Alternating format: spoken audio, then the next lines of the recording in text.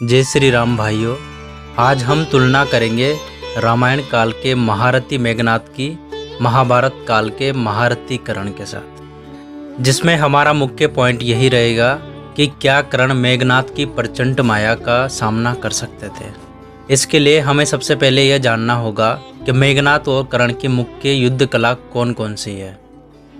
सबसे पहले हम बात करेंगे मेघनाद की युद्ध कला के बारे में, जहां मेघनाद मायावी युद्ध में महारत हासिल किए हुए और मेघनाद को बहुत सी प्रमुख सिद्धियों का भी ज्ञान था, जो कि उन्हें स्वयं महादेव और उनके गुरु शुक्राचार्य ने उन्हें सिखाए थे। अगर हम कर्ण की बात करें तो कर्ण को धनुर्वेद की 5 विधि में से सिर्फ 3 विधि का ही ज्ञान था। पहली प्रयोग विधि, दूसरी उपसंहार विधि और तीसरी आवर्ती विधि। उन्हें प्रायश्चित और प्रतिघात विधि का ज्ञान नहीं था। अगर कर्ण को 5 विधि का ज्ञान होता तभी हम कर्ण को मेघनाद के बराबर मान सकते थे युद्ध कला में। और जो 3 विधि का ज्ञान कर्ण को था वे विधि भीष्म और गुरुद्रोण भी जानते थे, और मेरे अनुसार मेघनाद को भी इस विधि का ज्ञान रहा होगा। इसलिए युद्ध कला की दृष्टि से देखा जाए तो मेघनाद कर्ण से आगे है। अब हम बात करेंगे इनके अस्त्र और शस्त्र के बारे में, जहां मेघनाद के पास दिव्य धनुष, दिव्य रथ, दिव्य कवच और अक्षय तुणिप था, उसी प्रकार कर्ण के पास विजय धनुष और अमृत से उत्पन्न हुए कवच और कुंडल थे, जो कि उसे अमर बनाते थे। मेघनाद के पास दिव्य कवच थे, लेकिन कर्ण के पास जो कवच थे वो अभेद्य थे। लेकिन कर्ण के पास ना कोई दिव्य रथ था और ना ही कोई अक्षय तुणिप थे। और मेरे हिसाब से मेघनाद जैसे प्रचंड मायावी से युद्ध करने के लिए कर्ण को दिव्य रथ और अक्षय तुणिप की बहुत ज़्यादा जरूरत पड़ेगी। अब हम इनके दिव्यास्त्र के बारे में बात करेंगे।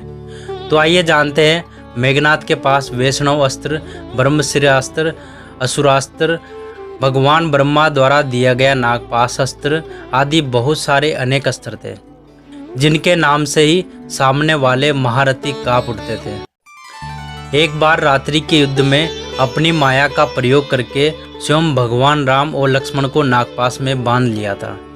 वहीं हम कर्ण की बात करें तो कर्ण के पास ना ही पाशुपतास्त्र था और ना ही ब्रह्मशिर अस्त्र था और ना ही नारायण अस्त्र था।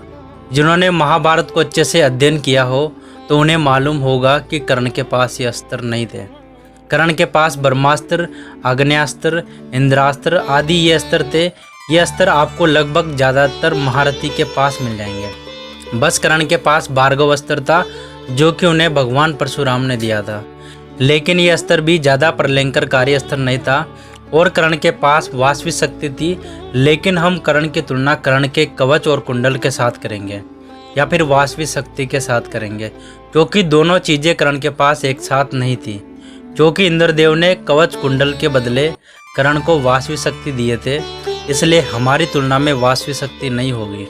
लेकिन हमारी तुलना में कर्ण का कवच कुंडल के साथ मेघनाद से युद्ध करवा रहे हैं, तो हमें इस चीज़ को समझना चाहिए कि कर्ण के पास मेघनाद के मुकाबले कम अस्त्र थे। इसलिए यहाँ पर मेघनाद का पलड़ा कर्ण से बहुत भारी है। अब हम बात करेंगे क्या कर्ण मायावी युद्ध कर सकते थे। इसके लिए हमें गंधर्व युद्ध देखना होगा, जहाँ जब चित्रसेन माया का उपयोग करता है तब कर्ण को चित्रसेन के सामने से भागना पड़ता है। और उस समय कर्ण के पास कवच कुंडल भी थे, और वैसे ही कर्ण घटोत्कच की माया को भी नहीं रोक सक रहे थे। उन्हें वासवी शक्ति का प्रयोग करना पड़ता है।